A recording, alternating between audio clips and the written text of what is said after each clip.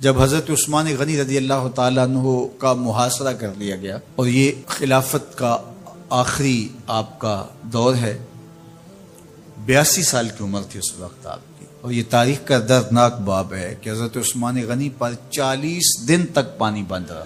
وہ ایک منصوبہ تھا، 3 لوگ 3 مختلف شہروں سے چلے، مصر سے، کوفے سے اور بصرے سے، 1000 آدمی لے کر، اور مدینہ المنورہ میں پہنچ کر کے حضرت علی المرتضیٰ سے ملے، ام المومنین سیدہ عائشہ سے ملے، کبار اصحاب سے ملے۔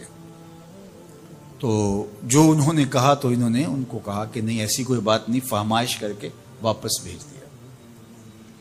حضرت عثمان غنی رضی اللہ تعالیٰ عنہ پر اقربا پروری کا الزام عائد کیا تھا، تو انہوں نے کہا کہ کوئی ایسی بات نہیں ہے۔ پھر یہ تھا کہ آپ نے کم عمر گورنر، کم عمر لوگ مقرر کیے، تو حضرت عثمان نے کہا کہ حضرت اسامہ بھی تو کم عمر تھے، حضور نے ان کو اگر مقرر کیا ہے تو یہ تو مثال ہمارے سامنے موجود ہے، لیکن یہ ایک منصوبہ تھا، اس منصوبے کے تحت یہ 3 جگہوں سے لوگ آئے تھے۔ وہ 3 دن کی مسافت کے بعد پھر تینوں واپس آ گئے، تو یہ ایک سوالیہ نشان ہے کہ تینوں کیوں واپس آ گئے، کوئی ایک تو نہ آتا نا، تو یہ سب طے شدہ منصوبہ تھا۔ اور پھر انہوں نے مدینہ المنورہ کو گھیر لیا، اور جس طرح سے بلوائیوں نے حالات پیدا کر دیے، سیدنا علی المرتضیٰ رضی اللہ تعالیٰ عنہ تو شہر مدینہ سے باہر تشریف لے گئے تھے، اور اپنے بیٹوں امام حسن اور امام حسین رضی اللہ تعالیٰ عنہ کو حضرت عثمان غنی کے دروازے پر مقرر کیا تھا کہ ان کو ضرر نہ پہنچنے دینا۔ اب 700 صحابہ اجازت طلب کر رہے ہیں کہ آپ ان بلوائیوں سے نپٹنے کا میں جو ہے وہ اجازت نامہ مرحمت کرے، اور بہت سارے لوگ تو حج پہ جا چکے ہیں۔ 18 ذی الحج کا واقعہ ہے جب آپ کی شہادت ہوتی ہے، تو وہ حج پہ جا چکے ہیں، تو جو یہاں موجود ہیں وہ اجازت طلب کر رہے ہیں، لیکن حضرت عثمان غنی رضی اللہ تعالیٰ عنہ نے کہا کہ نہیں، میں ایسی اجازت نہیں دوں گا۔ رسول اللہ صلی اللہ علیہ وسلم کا حرم شہر مدینہ لوگوں کے خون سے لالازار ہو، یہ میں اس کو گوارا نہیں کرتا۔ افواج موجود ہیں، اور دنیا کی تاریخ میں آپ کو ایسا نہیں ملے گا کہ اتنی بڑی حکومت کسی کے پاس ہو اور وہ خود گھیر لیا جائے، اس کا پانی بھی بند ہو جائے، اور وہ حکم دے کہ نہیں، میرے لیے آپ ایک قطرہ بھی خون نہیں بہائیں گے۔ بلکہ آپ کے غلاموں نے جب تلواریں اٹھا لی تو آپ نے فرمایا کہ میرا حکم ہے کہ تم تلواریں نیچے رکھو، بلکہ میں تمہیں یہ آفر دیتا ہوں کہ جو غلام لڑے گا نہیں اور یہ میرے سے عہد کرتا ہے وہ آزاد ہے۔ حضرت ابو ہریرہ رضی اللہ تعالیٰ عنہ، حالانکہ یہ پڑھنے پڑھانے والے لوگ تھے، تعلیم و تعلم سے ان کا تعلق تھا، لیکن وہ بھی تلوار لے کے حضرت عثمان غنی کے دفاع میں آ گئے، لیکن حضرت ابو ہریرہ رضی اللہ تعالیٰ عنہ کو بھی حضرت عثمان غنی روک دیتے۔ مالک بن اشتر کہنے لگا کہ ہم آپ کی دستبرداری کے خواہاں ہیں، آپ خلافت سے دستبرداری اختیار کر لیجئے۔ تو حضور علیہ الصلوۃ والسلام کے اس جانثار صحابی نے، حضرت عثمان غنی نے فرمایا یہ نہیں ہو سکتا۔ دستبردار کیوں نہیں ہوئے؟ لگتا تھا یہ سب سے زیادہ آسان تھا، لیکن حضور نے ارشاد فرمایا تھا، اے عثمان، تمہیں اللہ ایک قمیض پہنائے گا، لوگ اس کو اتارنا چاہیں گے، تم کبھی نہ اتارنا۔ تو اس سے مراد خلافت کی قمیض ہے، اور ان کی شہادت کی خبر بھی اللہ کے محبوب علیہ السلام نے دی تھی، اور اگر آپ دستبردار ہو جاتے تو یہ ایک کھلونا بن جاتا، بازیچہ بن جاتی خلافت۔ چند آدمیوں کے پریشر سے خلافت سے دستبرداری کرنا پڑتی۔ اچھا، ایک یہ سوال بھی پیدا ہوتا ہے، چند باغی تھے، ان کو کس طرح کچل دیا جاتا؟ لیکن حضرت عثمان غنی یہ نہیں چاہتے تھے۔ ایک تو یہ کہ مدینے کی حرمت پامال نہ ہو، اور دوسرا پورے عالم اسلام کو آگ لگانے کا جو منصوبہ تھا، 3 مختلف شہروں سے 1000 آدمی لایا گیا ایک منصوبے کے تحت، اور انہیں لاشیں چاہیے تھیں، اور جو ان کے پیچھے کام کر رہے تھے نادیدہ ہاتھ، ان کا منصوبہ یہ تھا کہ یہاں سے مختلف سمتوں میں، یہ 3 شہر مختلف سمتوں میں تھے، 3 سمتوں میں جب لاشیں جائیں گی تو پورے عالم اسلام کو ہم جو ہے وہ خانہ جنگی کی آگ میں دھکیل سکیں گے۔ تو حضرت عثمان غنی ان سازشوں سے آگاہ تھے، تو سب سے اہون اور آسان یہ تھا کہ قربانی پیش کر دی جائے، اور پھر انہوں نے سن بھی رکھا تھا کہ 2 شہید ہیں، شہید تو انہوں نے بہرحال ہونا ہے، تو لہٰذا میں خلافت سے دستبردار بھی نہیں ہوں گا، اور شہر مدینہ کی حرمت بھی پامال نہیں ہونے دوں گا۔ اور تیسری بات یہ ہے کہ میں خود مظلوم شہید کر دیا جاؤں، تو آپ نے یہ گوارا کر لیا۔ تو 18 ذوالحج تھا، جمعے کا ہی دن تھا، اور حضرت عثمان غنی رضی اللہ تعالیٰ عنہ روزے سے تھے، عصر کا وقت تھا، قرآن مجید کی تلاوت کر رہے تھے۔ حضرت امام حسن، امام حسین اور حضرت عبداللہ بن زبیر اور دیگر لوگ آپ کے دروازے پہ پہرا دے رہے تھے، لیکن باغی پچھلے گھر سے دیوار پھلانگ کے آپ کے گھر میں داخل ہوئے اور تلوار سے وار کیا۔ آپ کی زوجہ حضرت نائلہ آگے بڑھی اور ہاتھ سے روکنا چاہا، آپ کی انگلیاں کٹ گئیں۔ پھر دوسرا وار کیا تو حضرت عثمان غنی رضی اللہ تعالیٰ عنہ کا دایاں ہاتھ کٹ کے گر گیا۔ حضرت عثمان غنی رضی اللہ تعالیٰ عنہ نے افسوس کیا اور کہا کہ تم نے وہ ہاتھ کاٹ دیا جس سے میں وحی کی کتابت کیا کرتا تھا۔ پھر اس کے بعد آپ پر 9 وار کیے گئے اور آپ کو شہید کر دیا گیا، اور آپ کا خون قرآن مجید پڑھتے ہوئے اس آیت پہ گرا، فَسَيَكْفِيكَهُمُ اللَّهُ وَهُوَ السَّمِيعُ الْعَلِيمُ۔ تو حضرت عثمان غنی رضی اللہ تعالیٰ عنہ مظلوم شہید کیے گئے، بھوکے اور پیاسے شہید کیے گئے، ظلمن شہید کیے گئے۔ حضرت عبداللہ بن عمر رضی اللہ تعالیٰ عنہ فرماتے ہیں کہ حضور فتنوں کا ذکر کر رہے تھے کہ فتنے ہوں گے، بہت بڑے فتنے ہوں گے۔ تو ایک شخص نے چادر اوڑھی ہوئی تھی اور وہ مجلس واعظ کے قریب سے گزرا جہاں حضور کچھ ارشاد فرما رہے تھے، تو آقا کریم نے اشارہ کر کے کہا اس دن یہ شخص حق پہ ہوگا۔ عبداللہ بن عمر کہتے ہیں کہ میں اٹھا اور جا کے دیکھا تو وہ حضرت عثمان تھے۔ تو میں نے حضرت عثمان کے چہرے کو پکڑ کے تھوڑا سا حضور کی جانب کیا اور میں نے کہا حاضہ حضور، یہ اللہ کے محبوب فرمایا ہاں یہی، جب فتنے ہوں گے تو فرمایا یہ حق پہ ہوگا۔ تو حضرت عثمان غنی رضی اللہ تعالیٰ عنہ حق کی راہوں کے مسافر، جنہیں حضور کی زبان سے شہید کہا گیا، اور شہید کسی کا انجام ہوتا ہے، تو حضور نے فرمایا یہ شہید ہوگا۔ شہید وہی ہوتا ہے جو بحالت ایمان اس دنیا سے راہ خدا میں اپنی جان قربان کرے۔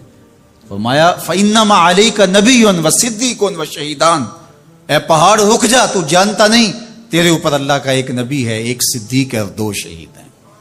تو حضرت عثمان غنی رضی اللہ تعالیٰ عنہ عظمتوں کے مینار، اللہ اکبر۔ تو یہ حضرت عثمان غنی رضی اللہ تعالیٰ عنہ کا یہ کارنامہ تھا کہ آپ نے اپنی جان پیش کر کے امت کو جو ہے وہ فتنوں سے محفوظ کر لیا اور امت کو بچا لیا۔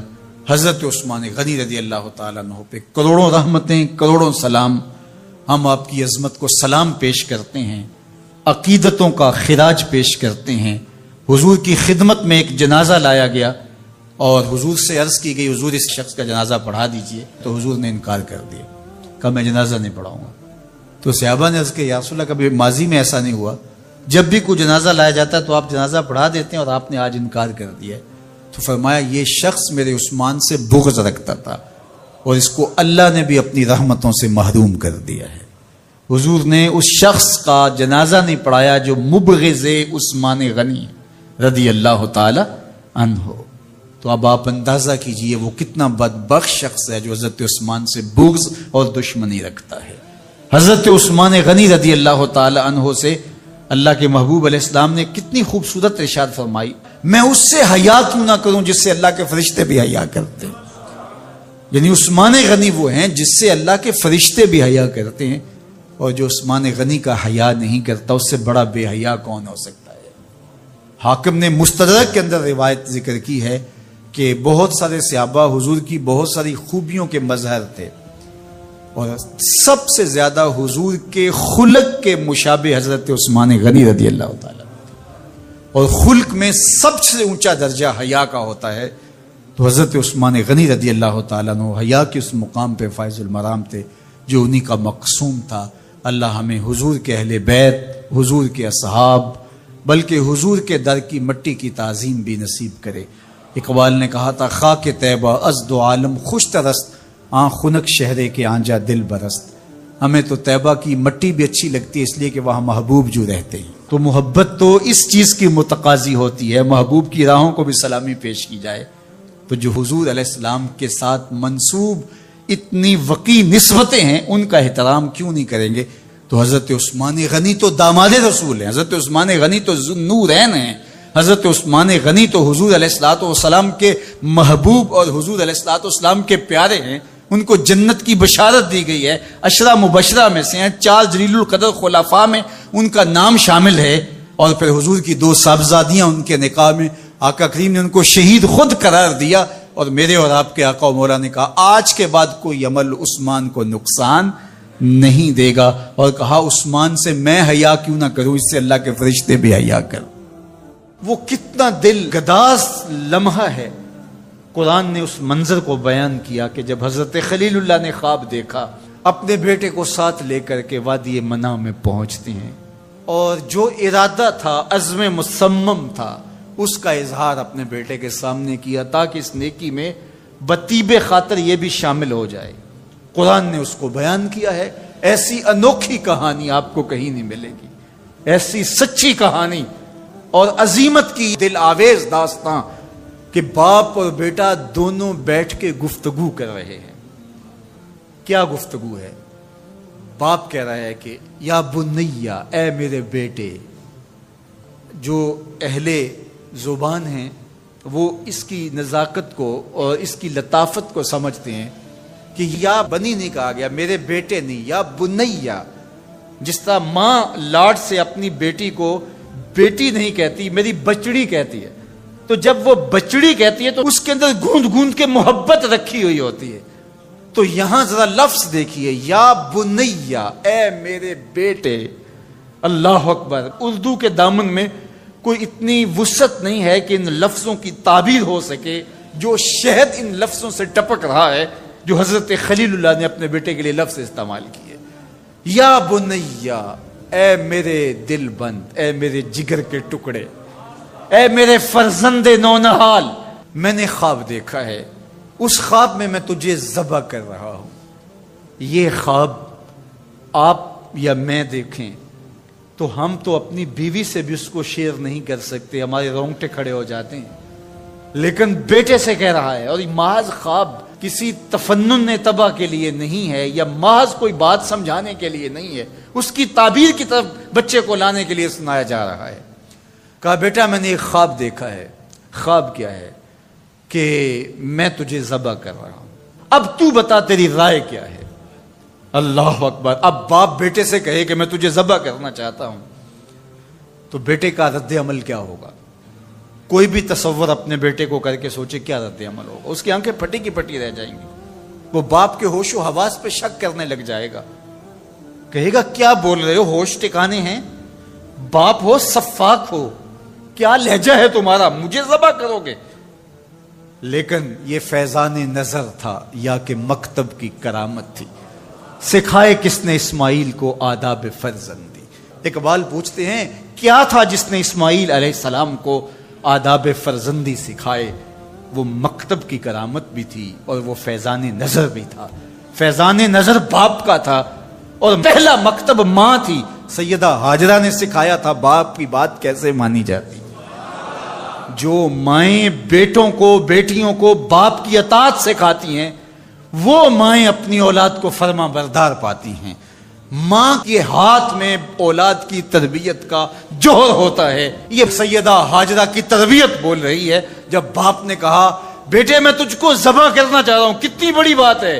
آنکھیں پھٹی کی پھٹی رہ جاتی۔ یہاں بیٹا کوئی جواب نہ دیتا، اس سکتے کے عالم میں گردن جھکا دیتا۔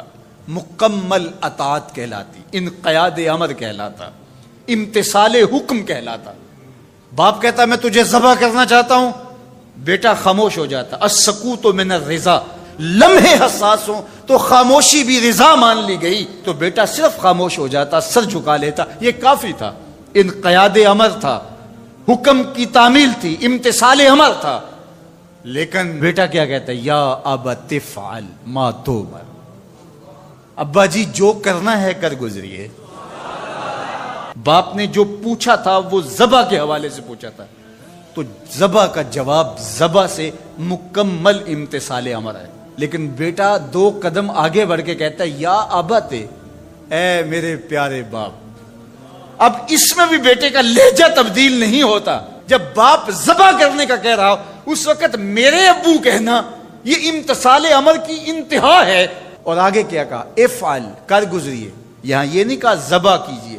باپ نے کہا ذبح کرنا چاہتا ہوں، لیکن ذبح کے جواب میں ذبح نہیں آیا.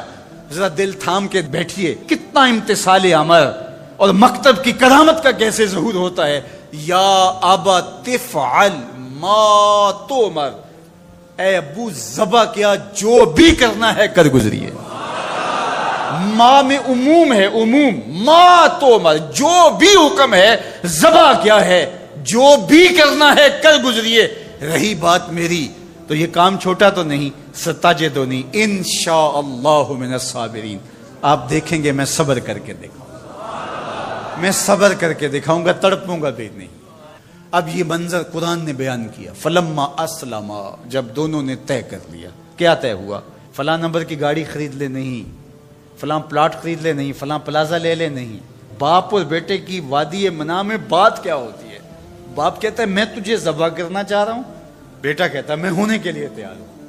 آپ دیکھیں گے کہ میں جنبش نہیں کروں گا.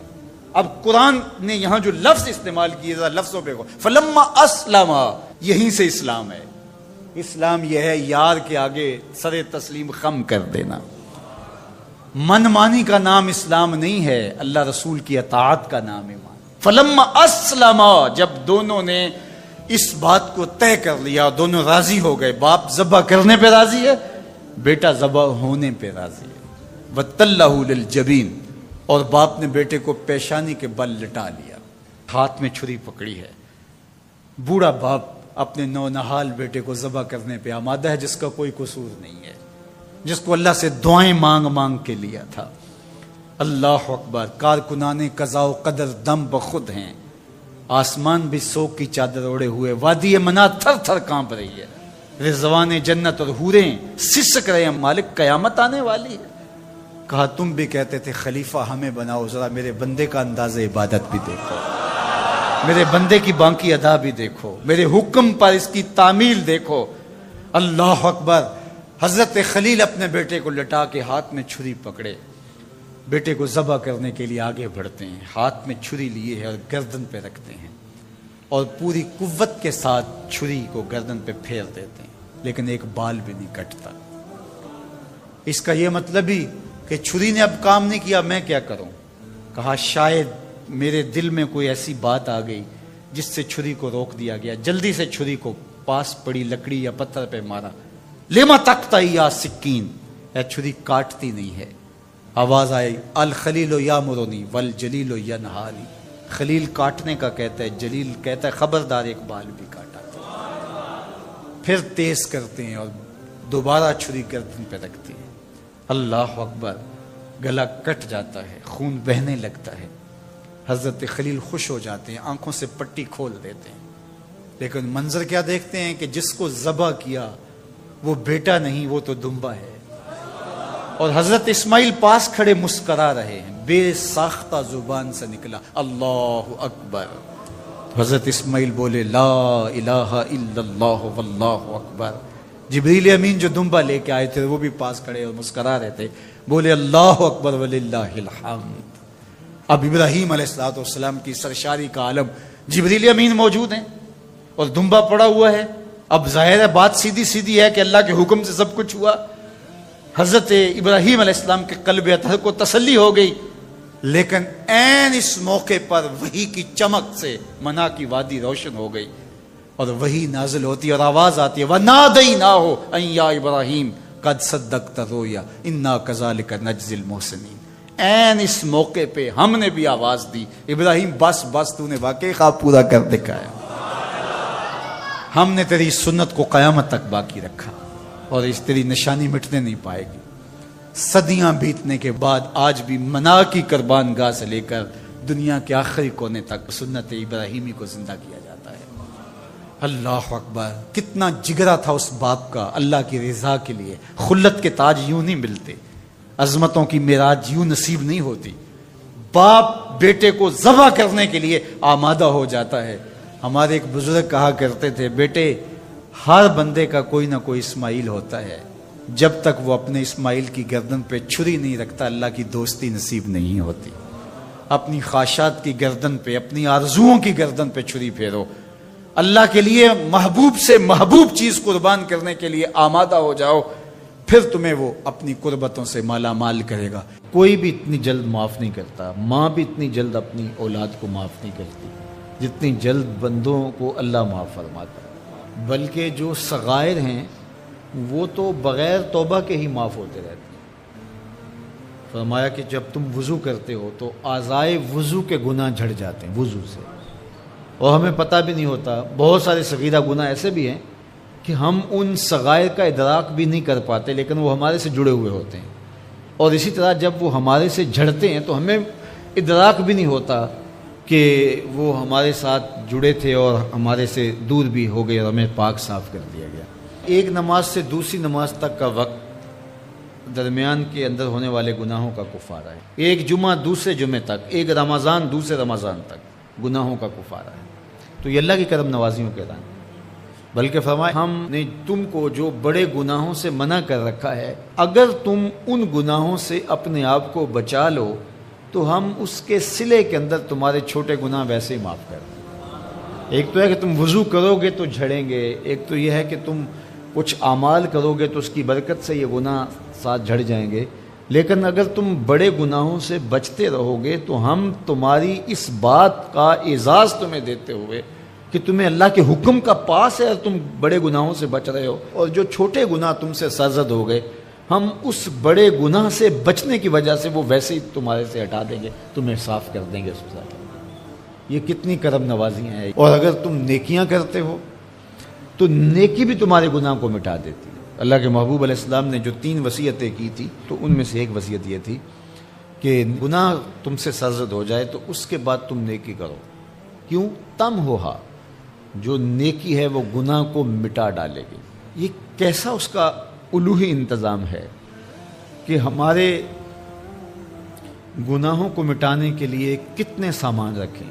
چھوٹے گناہ سرزد ہو گئے ہیں تو وضو کرنے سے، نماز ادا کرنے سے معاف ہو گئے، صدقہ کرنے سے معاف ہو گئے، کسی کو مسکرا کر ملنے سے معاف ہو گئے، رستے میں پڑی ہوئی چیز ہٹا دی تو اس سے معافی ہو گئی، دروشی پڑا تو گناہ معاف ہو گئے اور خطائیں دھل گئیں اور درجات بلند ہو گئے، اور نیکی کی تو ساتھ گناہ بھی معاف ہو گئے۔ تو باقی رہی بات کہ کبیرہ گناہ، بڑی بڑی باتیں، تو شرک سے بڑی بات تو کوئی نہیں ہے، سب سے بڑا گناہ تو شرک ہے، لیکن اگر بندہ توبہ کر لیتا ہے تو اللہ شرک کو بھی معاف کر دیتا ہے۔ ایمان شرک سے برات کا اظہار ہے تو شرک بھی معاف ہو گیا، ورنہ شرک معاف نہیں، اور باقی کبائر بھی توبہ سے، رجوع اللہ سے معاف ہو جاتے ہیں۔ یہ کتنی اس کی کرم نوازیوں کا رنگ ہے کہ اس کے حضور جب آپ آ جائیں اور اپنی معذرت پیش کر دیں تو وہ بندے کو شرمندہ نہیں کرتا کہ تم نے یہ کیا۔ جب بندہ کوئی جرم کر بیٹھتا ہے، کسی سے زیادتی کر بیٹھتا ہے اور حقیقی زیادتی ہوتی ہے، تو پھر اس کے پاس جاتے ہوئے ڈرتا ہے کہ اس کا رد عمل کیا ہوگا، میں نے یہ زیادتی کی، واقعتاً زیادتی کی، اب اس کا سامنا کرتے ہوئے ڈرتا ہے کہ جب میں جاؤں گا معاف کرے گا نہیں کرے گا، دونوں امکان ہوتے ہیں۔ پھر معاف کرے گا تو کتنا رگیدے گا، مجھے کتنا احساس دلائے گا، اور اس کے بعد معاف کرے گا، تو بندے کے قدم اٹھتے بھی ہیں اور کئی وسواس اس کے ساتھ جڑے ہوئے ہوتے ہیں کہ معافی ہوگی یا نہیں ہوگی، اور میری تذلیل ہوگی یا میری کیا صورتحال ہوگی، کسی سے بھی معافی مانگتے ہوئے۔ اسی لیے لوگ اڑ جاتے ہیں، بعض اوقات وہ جانتے بوجھتے ہوتے ہیں کہ ہم نے یہ زیادتی کی ہے، اپنے بھائی کا دل دکھایا ہے، حق مارا ہے، زیادتی کی ہے، لیکن وہ اس احساس سے بچنے کے لیے تو پھر آہستہ آہستہ آہستہ آہستہ وہ اس کے عادی ہو جاتے ہیں۔ لیکن آپ اور میں گناہ کرتے ہیں تو گناہ کرنے کے بعد جب خیال پیدا ہوا کہ معافی مانگنی چاہیے، تو جب ہم وضو کر کے قدم اٹھاتے ہیں توبہ کے لیے تو ہمیں کوئی ایسا وسوسہ نہیں ہوتا کہ وہ معاف نہیں کرے گا، بلکہ حضرت داتا گنج بخش علی حجویری علیہ رحمہ کشف المعجوب میں ایک بزرگ کا قول نقل کیا کہ جس نے توبہ کی اللہ نے اسے معاف کر دیا۔ تو پھر ایک دوسرے بزرگ کا قول پیش کیا، کہا نہیں ایسا نہیں ہے کہ جس نے توبہ کی اللہ نے اسے معاف کر دیا، بلکہ یہ ہے کہ جس کو اللہ نے معاف کرنا تھا اس کو توبہ کی توفیق دے دی۔ وہ خود کہتا نا کہ توبوا الی اللہ، میری طرف آؤ، رجوع کرو، اور میری طرف آ کے اپنے گناہوں کی معافی مانگو. تو اللہ توبہ کے لیے بلا رہا ہے. تو جب بلا رہا ہے تو اس کا مطلب ہے معاف کر دیا تو بلا رہا ہے نا.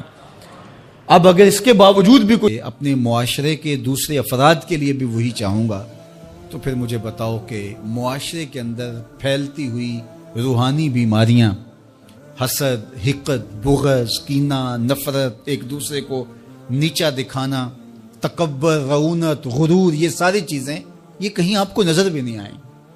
صرف اسی حدیث کو اپنا امام بنا لیا جائے اور اپنا منشور حیات مان لیا جائے. محمد بن حنفیہ رضی اللہ تعالیٰ عنہ حضرت علی المرتضیٰ رضی اللہ تعالیٰ عنہ کے فرزند ہیں، لیکن حضرت سیدہ فاطمہ الزہرا سلام اللہ علیہا سے نہیں ہیں، اور حضرت امام حسن رضی اللہ تعالیٰ عنہ حضور علیہ الصلوۃ والسلام کے نواسے، تو بھائی آپس میں، تو دونوں میں کسی معاملے میں شکر رنجی ہو جاتی ہے. شکر رنجی جس رنج میں مٹھاس ہو، شکر ہو، میٹھی ناراضگی، کوئی بغض حسد پہ مشتمل ناراضگی نہیں. تو حضرت محمد بن حنفیہ ایک دن بیٹھے تو سوچا کہ وہ میرے عمر میں بھی بڑے بھائی ہیں، اور پھر دوسری بات یہ ہے کہ وہ رسول خدا کی بیٹی کے بیٹے ہیں. ان کا یہ اعزاز ہے، بہرحال مجھے تو یہ اعزاز نہیں ہے، پھر جوانان جنت کے سردار بھی ہیں. تو میں ان سے ناراض ہوں، وہ میرے سے ناراض ہیں، تو بات بھی کوئی اتنی خاص نہیں. تو اب دن بھی 3 گزر رہے ہیں، چلو میں ان کو راضی کر لیتا ہوں. تو گھر سے نکلے ان کو راضی کرنے کے لیے، تو واپس آ گئے راستے سے، کاغذ لیا اور اس کے اوپر اپنے بھائی کے نام مکتوب لکھا کہ میں آپ کو راضی کرنے کے لیے گھر سے نکلا تھا، لیکن راستے میں مجھے حضور علیہ السلام کا فرمان یاد آیا کہ جب 2 مومن بھائی آپس میں کسی معاملے میں الجھ جائیں، ناراض ہو جائیں، تو جو صلح میں پہل کرے گا وہ جنت میں بھی پہلے جائے گا. تو میں تو یہ گوارا نہیں کرتا کہ آپ سے پہلے جاؤں، تو میں ناراض ہوں، آپ آئیں اور مجھے منائیں. تو حضرت امام حسن نے خط پڑھا اور مسکرانے لگے، اور آپ تیزی کے ساتھ تشریف لائے اور اپنے بھائی کو کہا اچھا مان جاؤ. پھر تو وہ مننے کے لیے تو پہلے ہی تیار تھے نا. تو جب آپ اپنے مومن بھائی کے لیے وہ پسند کریں گے جو اپنے لیے پسند کرتے ہیں، تو پھر زندگی گزارنے کا مزہ آنے لگے گا. نفس روکتا ہے یہ چیز میرے پاس ہے اس کے پاس نہ ہو، یہ اعزاز میرے پاس ہے اس کے پاس نہ ہو، اور اس کی ایک اپنی لذت ہے اور وہ مادی لذت ہے، اور ایک ہے باطن کی روح کی لذت. تو روح کی لذت نفس کی لذت سے کہیں زیادہ اور کہیں دیر پا اور کہیں مختلف ہے. اس لیے جب آپ قربانی دیتے ہیں، ایثار کرتے ہیں یا کسی کو ترجیح دیتے ہیں، تو اس کی جو روحانی لذت ہے، آپ کو بھوک لگی ہوئی ہے تو آپ کو ایک روٹی مل گئی ہے، تو آپ کو ایک ایسا شخص نظر آیا جو آپ سے بھی زیادہ بھوکا ہے، اور آپ کسی نمائش کے لیے نہیں، محض اللہ کے رضا کے لیے اس کو روٹی دے کر کے دیکھیں، خود بھوک کاٹ کے دیکھیں. وہ مرغن کھانوں میں سرور نہیں آئے گا جو اس بھوک میں لطف آپ کو آئے گا. تو حضور علیہ السلام کا یہ فرمان اپنے عمل کا حصہ بنا لیں، اور اپنے بھائیوں سے جو خونی رشتے سے جڑے ہوئے بھائی ہیں وہاں سے شروع ہو کر کے پورے معاشرے کے اندر اس کا عملی نفاذ کریں. آپ کو اتنا سرور آئے گا اور باطن میں اتنا نور آئے گا، اور اس قدر معاشرے میں خوبصورتی کی بنیاد پڑے گی. اور اگر ہم آج اس حدیث کو اپنے لیے خضر راہ بنا لیں تو یہ اس پہ عمل کرنا کوئی مشکل نہیں ہے. یہ آپ ابھی سے جب اٹھیں گے تو اپنے ساتھ والے کو ترجیح دے دیں گے کہ پہلے یہ گزر جائے، تو ابھی سے شروع ہو جائے گا یہ کام. تو یہ آپ گھر میں اپنے بچوں کے ساتھ، اپنی بیوی کے ساتھ، روزمرہ کی زندگی میں جہاں ملازمت کر رہے ہیں، کاروبار کر رہے ہیں، جن دوستوں کے ساتھ کھیل رہے ہیں تاکہ، تو یہ وہ چیز ہے کہ اس کا آغاز عمل سے پہلے سوچوں سے شروع ہو جاتا ہے کہ آپ کسی کے لیے اچھا سوچنا شروع کرتے ہیں. جو اپنے لیے سوچتے ہیں وہ اپنے بھائی کے لیے بھی سوچیں. ہمارے بزرگ فرمایا کرتے تھے کہ کسی کے ساتھ دوستی کا ایک حق یہ بھی ہے کہ اس کی آخرت کے لیے سوچا جائے کہ یہ میرا دوست ہے تو دنیا میں میرے ساتھ ہے تو حشر میں بھی جنت میں میرے ساتھ ہے. تو اس کی ہدایت کے لیے اگر نماز نہیں پڑھتا تو اس کو نماز کی طرف لے کر آئیں، اگر اس کے معاملات کے اندر خرابیاں ہیں تو ان کو دور کرنے کی کوشش کریں اور اس کو آہستہ آہستہ اچھائی کا خوبہ بنا لیں۔ رانا تھوڑا دے گیوں سانو اتے پا گیوں وچ فکراں